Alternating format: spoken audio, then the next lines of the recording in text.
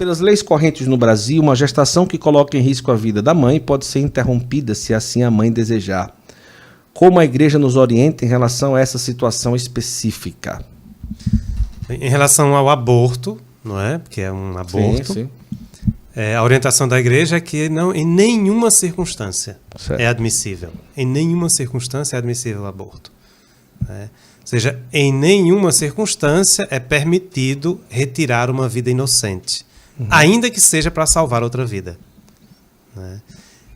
Algumas pessoas, por exemplo, dizem, mas e a legítima defesa? Não é a retirada da vida de um inocente para salvar uma outra vida.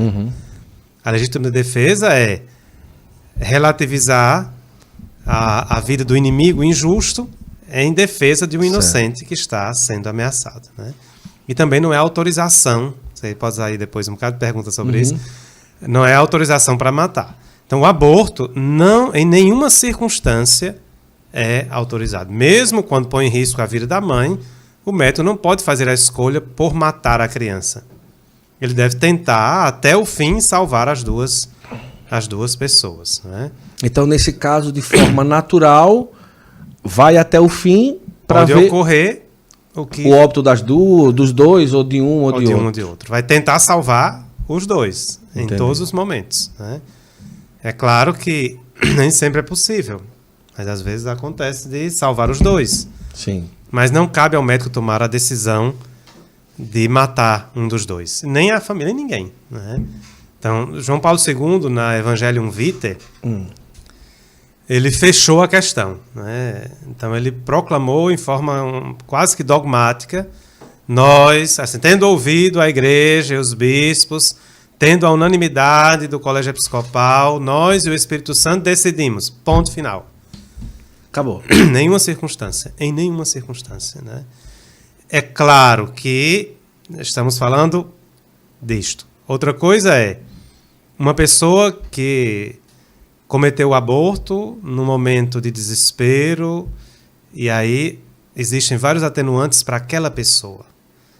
A gente não está dizendo assim, por mais que ela tenha cometido um erro gravíssimo, mas existem várias circunstâncias psicológicas, emocionais, que podem ter tirado a capacidade de discernimento. É diferente de você estar ali diante de uma situação, você pode fazer um discernimento.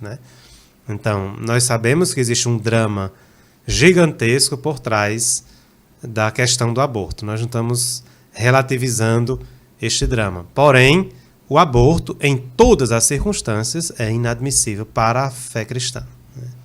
No caso da pessoa que acaba cometendo, se fala que deve procurar o padre, ou só o bispo, ou existe a confissão com o padre da paróquia, ela já é o suficiente para resolver a situação? Depende, porque o aborto imprime uma pena canônica. Não é só o pecado. Você comete o pecado e comete um crime canônico. Então, pela gravidade do ato, você não só comete pecado grave, você também comete um crime canônico.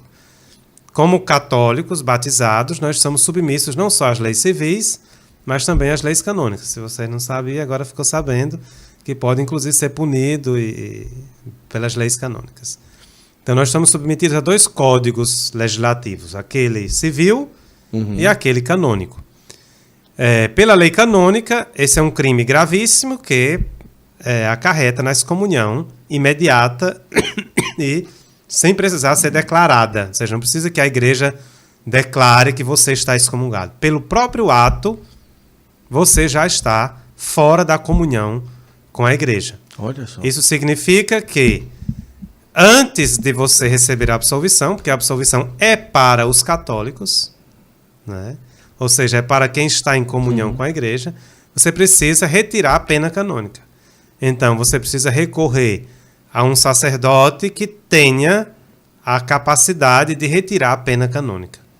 Existem lugares onde o bispo dá a todos os padres a possibilidade de retirar a pena canônica, mas existem outras realidades em que o bispo reserva para si e para um grupo de padres esse direito. Então, precisa primeiro retirar a pena canônica, e o padre que está atendendo a confissão, ele vai ouvir. Antes de dar a absolvição, ele tem que retirar a pena canônica, senão a absolvição é inválida. Então ele retira a pena canônica e aí depois ele dá a absolvição. Ou seja, primeiro ele readmite você na comunhão da igreja, para você, estando em comunhão com a igreja, poder receber a absolvição sacramental. Os sacramentos são para os fiéis. Então, os que não estão em comunhão não podem receber os sacramentos, obviamente. Fora o aborto, tem outros pecados que diretamente consistem em pena canônica? Sim, os atentados contra a Eucaristia, por exemplo. Ou um atentado contra o Romano Pontífice. Né? A profanação da Eucaristia é considerado pena canônica. Pode acarretar na excomunhão. Outros pecados podem acarretar em censuras, por exemplo, né? Que impede determinados atos dentro da igreja. Você, por exemplo, pode não comungar. Entendi. Não é? Você recebeu uma censura canônica. É um crime canônico. Você recebeu uma censura que é o impedimento de ter acesso à comunhão eucarística. Né? E para excomunhão existem, por exemplo, a revelação do segredo de confissão. O padre que revela o segredo de confissão, ele está excomungado imediatamente. Todos os sacramentos que ele celebrar serão inválidos, porque ele está excomungado.